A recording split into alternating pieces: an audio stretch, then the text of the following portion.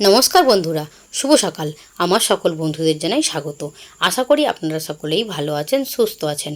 আমিও ভালো আছি, আমার পরিবারের সকলেই ভালো আছে, সুস্থ আছে। এখন ঘড়িতে ওই 11:30 মতো আরে বাজে। এই যে আমি একটু বাজারে এসেছি। গোপুসোনা আছে, গোপুসোনার বাবার সাথে।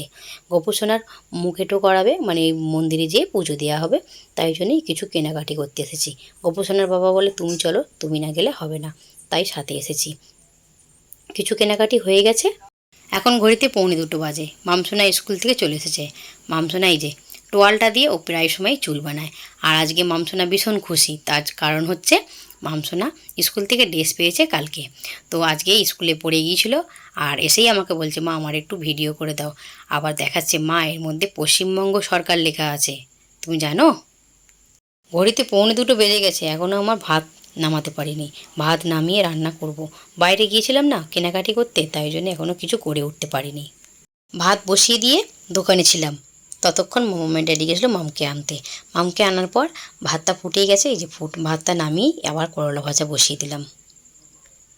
বাজার থেকে 4খানা করলা নিয়ে এসেছিলো, তো দুখানা করলা পচে গেছে, আর দুখানা ছিল, এই যে দুখানাকে একটু ভাজা করে নিলাম। আজকে আর আলু দিলাম না, মানে সময় নেই তো হাতে, তাই জন্য এমনিই ভাজা করে নিলাম।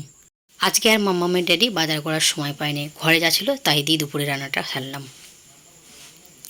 পটল ছিল 6টা মতো পটল কেটে নিয়েছি, খোসা ছাড়িয়ে দুদিকে চিড়ে এই যে লবণ হলুদ মাখিয়ে ভাজতে তুলে দিলাম। এপিট ওপিট করে হালকা একটু ভেজে নেব। আর এই যে এক এক করে সব পটলগুলোকে ভেজে নামিয়ে নিচ্ছি। আর আজকে ভাবছি পটলের রসা করব। পটলের রসাটা একটু অন্যরকমভাবে করব। আজকে পটলের রসাটা না একটু তেল কম দিয়ে করব। আমার না সব রান্নাতে একটু তেল বেশি হয়ে যায়, তাই জন্য ভাবছি একটু তেলটা কম দিয়ে রান্না করব। পটল ভাজাটা নামিয়ে নেওয়ার পর যেটুকু তেল ছিল সেই তেলের মধ্যেই কুচিয়ে রাখা পেঁয়াজটা দিলাম। পেঁয়াজের মধ্যে কাঁচা লঙ্কা, আদা, রসুন আর টমেটো দিয়ে একটু হালকা করে নেড়ে চেড়ে ভেজে নেব। ভেজে নিয়ে এটা নামিয়ে ঠান্ডা করে নেব। ঠান্ডা করে নিয়ে এটা পেস্ট বানিয়ে নেব। এদিকে তেল নিয়ে নিয়েছি কড়াতে। তেলটা গরম করে নিয়ে গোটা গরম মশলা আর জিরে ফোড়ন দিলাম। দিয়ে এই যে পেস্ট বানিয়ে নিয়েছিলাম সেই পেস্টটাই দিয়ে দিলাম। দিয়ে এটা ভালো করে ভেজে নেব। একটু হালকা ভেজে নেওয়ার পর এর মধ্যে এবার রেগুলার যা মশলা সেই মশলাগুলোই দিলাম। লঙ্কা গুঁড়ো, ধনে গুঁড়ো, জিরে গুঁড়ো, হলুদ গুঁড়ো আর স্বাদ মতো লবণ দিয়ে ভালো করে এটা নেড়ে চেড়ে কষাবো। মাঝে মাঝে জল দিয়ে দিয়ে 2-3 বার জল দিয়ে আমি এটাকে কষিয়ে নিয়েছি। এই যে কষানোর পর এর মধ্যে পরিমাণ মতো জল দিলাম, দিয়ে এটা ফুটে উঠতে দেবো। ফুটে উঠলেই ভেজে রাখা পটলগুলো দিয়ে দেবো। পটলগুলো দিয়ে ভালো করে এটাকে ঢেকে রান্না করে নেব। 8 থেকে 10 মিনিট ঢেকে গ্যাসের ফ্লেমটাকে লো রেখে সবজিটা রান্না করে নিয়েছি।